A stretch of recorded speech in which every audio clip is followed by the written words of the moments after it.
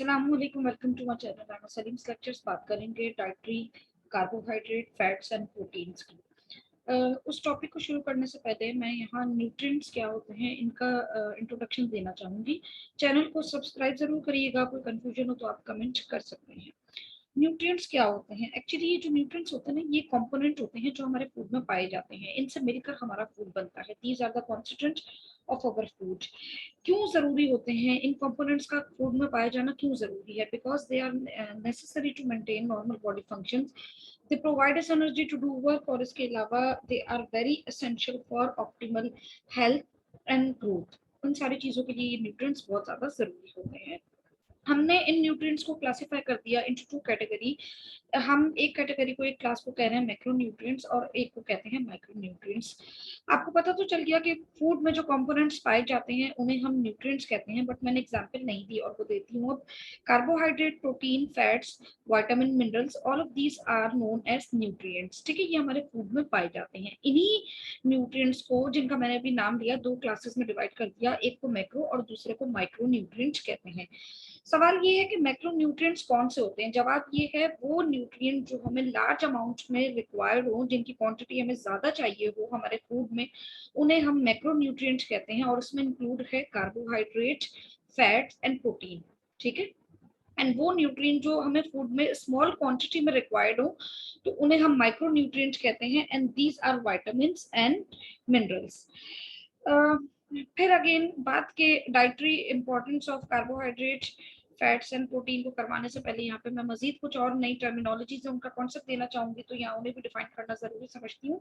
Dietary reference Intex क्या होते हैं? DRIS कहते हैं जिन्हें हम। एक्चुअली हमें पता तो चल गया कि ये न्यूट्रिएंट्स हमारी नॉर्मल ग्रोथ के लिए, body mechanism, metabolism, other metabolic reaction के लिए, फिर इसके अलावा स्ट्रक्चर को जो मेंटेन रखना होता है हमने, उन सारी चीजों के लिए हमें एनर्जी चाहिए काम करने के लिए, उन सारी चीजों के लिए हम न्यूट्रिएंट्स पर डिपेंड करते हैं। वो तो क्लियर हो गया। बट अगेन यहाँ पे क्वेश्चन ये है कि कितने अमाउंट में हमें ये न्यूट्रिएंट्स चाहिए। तो उसको हम कैसे डिफाइन करेंगे? By the help of DRIS, estimate amount of nutrients required to prevent deficiencies and to maintain optimal health and growth. हम इसे कहते हैं कि ये है DRIS। अब ये जो DRIS है ना, ये फर्दर कंसिस्ट होता है किस पे? चार कंपोनेंट्स पे। इसकी चार मजीद क्लासिफिकेशन है कंपोनेंट्स पे, जिन्हें हम कह सकते हैं, जो कि यहाँ पे इनलिस्टेड है। Estimated average requirement, recommended dietary allowance, RDA से जिसको हम रिप्रेजेंट करते हैं, एडिक्वेट इनटेक AI से रिप्रेजेंट करते हैं, टॉलरेबल अपर इनटेक लेवल UL से रिप्रेजेंट नॉर्मली हम इसे कर रहे होते हैं। ये जो चारों कंपोनेंट इसके डिजाइन किए गए हैं, सेट किए गए हैं, वो किस बिहाफ पे किए गए हैं? स्पेसिफिक एज ग्रुप को लेकर, फिजियोलॉजिकल स्टेट्स को लेकर एंड जेंडर को लेकर। ये चारों ग्रुप्स डिफाइन किए गए हैं। अब ये न्यूट्रिएंट हमें पता चल गया कि हमने कितने अमाउंट में न्यूट्रिएंट को इनटेक करना है थ्रू डाइट, ये भी हमें पता चल गया। और अगर वो न्यूट्रिएंट उस अमाउंट से लो होंगे तो डेफिशिएंसीज हमें फेस करनी पड़ जाएंगी, और हमारी जो ग्रोथ है, हेल्थ है, वो मेंटेन नहीं रहेगी। ये भी हमें क्लियर हो गया है। अब सवाल ये है, ये एनर्जी, ये जो न्यूट्रिएंट है, ये जो हमने एस्टिमेट अमाउंट जो हमने यहाँ पे पता किया कि हमने इसे लेना है, फूड के थ्रू लेना है, इतने अमाउंट, इतनी इसकी रिक्वायरमेंट हमारी बॉडी को नीड है, करेंगे क्या ये? एक्चुअली ये न्यूट्रिएंट्स कंज्यूम होते हैं। ठीक है, हमने अपने डाइट में कार्बोहाइड्रेट को लिया, फैट को लिया, प्रोटीन को लिया। अब ये न्यूट्रिएंट्स क्या करेंगे? मेटाबॉलिक रिएक्शन के थ्रू, कैटाबॉलिक रिएक्शन होगा, और उसके थ्रू क्या होगा? ये डिसोसिएट होंगे, टूटेंगे, and they will provide us energy. इनमें जो एक्चुअली केमिकल बॉन्ड होता है, जब वो ब्रेक होता है तो फिर उससे केमिकल एनर्जी, उससे फिर एनर्जी रिलीज होती है। एंड देन फिर हम उस एनर्जी को यूटिलाइज करते हैं वेरियस फंक्शन को परफॉर्म करने के लिए। एनर्जी किस तरीके से ऑब्टेन एंड कंज्यूम होती है, यहाँ पे एनर्जी यूज को डिफाइन करना चाहूंगी। हमने एनर्जी के यूज को ना 3 अगेन क्लासेस में डिवाइड कर दिया है कि ये जो एनर्जी जनरेट कहाँ से हुई, ये एनर्जी हमें मिली कहाँ से। अभी हमने डिस्कस किया कि हमने न्यूट्रिएंट अपने फूड में लिए थे, उनके मेटाबॉलिक प्रोडक्ट के सिलसिले में वो मेटाबोलाइज हुए, एंड देन फिर वहां से एनर्जी ये रिलीज हुई। अब इस एनर्जी को यूज किया जा रहा है, कहाँ कहाँ पे यूज किया जाएगा? Resting metabolic rate, and then thermic effect of food, और फिर इसके अलावा फिजिकल एक्टिविटी। यहाँ पे ये एनर्जी कंज्यूम हो रही है जो कि जनरेट हुई थी, हमें जो न्यूट्रिएंट से फूड के डिसोसिएट होने से मिली थी। रेस्टिंग मेटाबॉलिक रेट क्या होता है? Energy expended by an individual in resting state.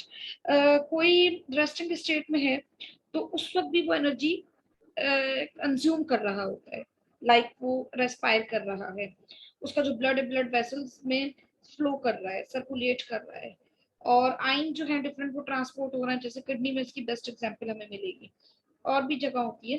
फिर इसके अलावा सेलुलर इंटीग्रिटी जो होती है उसकी मेंटेनेंस के लिए भी ये एनर्जी हमें चाहिए होती है। तो इसमें कोई हैवी एक्सरसाइज नहीं हो रही थी, इसमें जो पर्सन है वो इस वक्त रेस्टिंग स्टेट में है, ठीक है। जैसे हम फूड जब इनटेक करते हैं तो वो आगे स्टमक से intestine and then small intestine से लार्ज इंटेस्टीन वो आगे फॉरवर्ड हो रहा होता है ना, तो अगेन यहाँ पे एनर्जी यूटिलाइज हो रही है। तो ये सारी जितनी भी रेस्टिंग स्टेट में आ जाती है एनर्जी जो कंज्यूम हो रही है, हम उसको रेस्टिंग मेटाबॉलिक रेट में काउंट करते हैं। फिर थर्मिक इफेक्ट ऑफ फूड, इसका मतलब क्या है, हीट प्रोड्यूस की जाती है बाय द बॉडी। तो ये जो हीट प्रोड्यूस की जा रही है किस तरीके से प्रोड्यूस की जा रही है, अगेन वही कि यहाँ पे जो हीट प्रोड्यूस करने के लिए जो चाहिए अगेन एनर्जी की नीड है, और वो हमें फूड कंज्यूम करने से मिलेगी और हम उसको इस्तेमाल करेंगे, ठीक है। टू फूड, जब हमने फूड में न्यूट्रिएंट्स ये ले लिए हैं तो ये न्यूट्रिएंट्स जो एनर्जी दे रहे हैं, अब हम इन्हीं के एक स्पेसिफिक परसेंटेज, तकरीबन हम यूं कह सकते हैं कि 5 to 10% यहाँ पे टोटल एनर्जी एक्सपेंडिचर हो जाता है ना थर्मोजेनेसिस के प्रोसेस में, यानी हीट को प्रोड्यूस करने के लिए। फिर नेक्स्ट हमारे पास जो यूटिलाइजेशन एनर्जी का वो है फिजिकल एक्टिविटी। यहाँ पे मस्कुलर साइड पे बात हो रही है कि जो हमारी मूवमेंट होती है, एक्शंस जो डिफरेंस होते हैं, उनको हैवी एक्सरसाइज होती है, उनको परफॉर्म करने के लिए हम एनर्जी जो हम यूज करते हैं वो यहाँ पे फिजिकल एक्टिविटी में काउंट हो रही है। अब बात करेंगे डाइटरी प्रोटीन की। डाइटरी प्रोटीन मीन्स ये वो प्रोटीन है जो हम डाइट में लेते हैं, और इसलिए लेते हैं क्योंकि हमें जो हमारे बॉडी स्ट्रक्चर है, ग्रोथ जो है, उनको मेंटेन रखने के लिए हमें इसकी जरूरत होती है। एंड वी नो जो हमारे टिश्यूज हैं, मसल्स हैं, उनको भी अगर हमने मेंटेन रखना है और न्यू मसल्स की फॉर्मेशन या उन टिश्यू की मेंटेनेंस करनी है, तो उसके लिए हमें प्रोटीन चाहिए। अब प्रोटीन जो हम इंटेक करते हैं, स्पेसिफिक वैल्यू की बात मैं अब लास्ट में करूंगी। यहाँ पे प्रोटीन जो हम इंटेक करते हैं, हमें मालूम है कि ये इसकी दो सोर्सेज होती हैं, एक प्लांट सोर्स और एक एनिमल सोर्स होती है।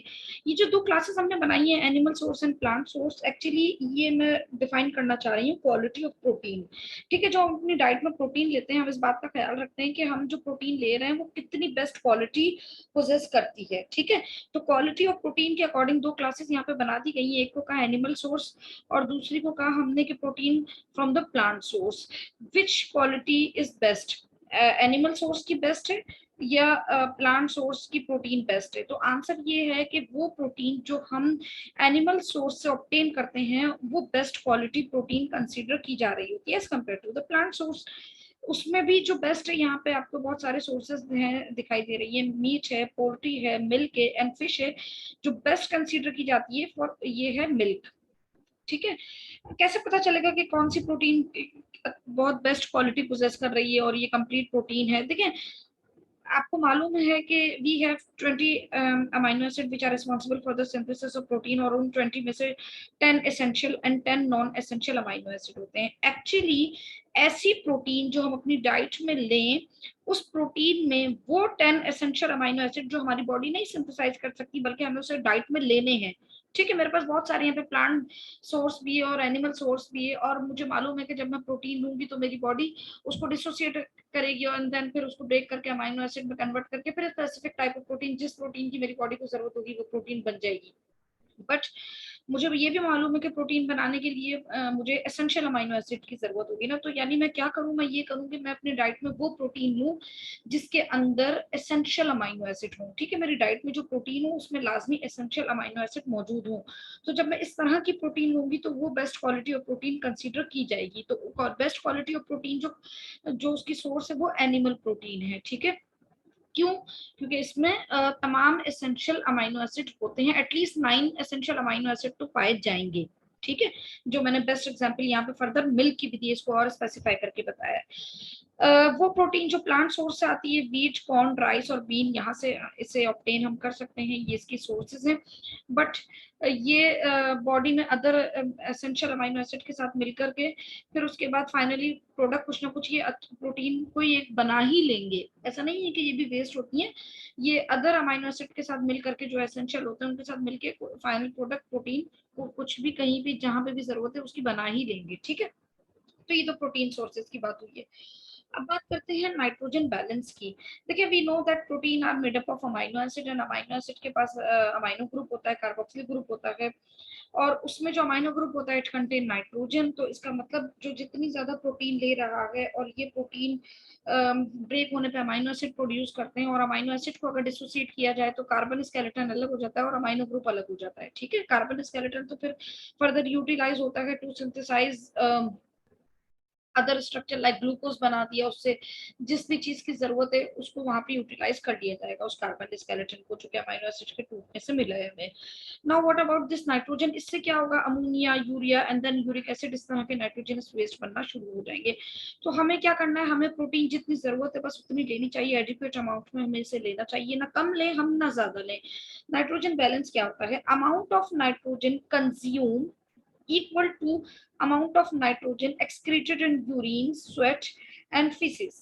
जितना मैंने डाइट में नाइट्रोजन को कंज्यूम किया, अमाउंट ऑफ नाइट्रोजन को कंज्यूम किया, अब उतना ही अगर मैं इसे एक्सक्रीट आउट कर दूं in the form of urine, sweat and faeces, तो ये नॉर्मल है, ये इसे हम कहते हैं कि दिस इज नाइट्रोजन बैलेंस।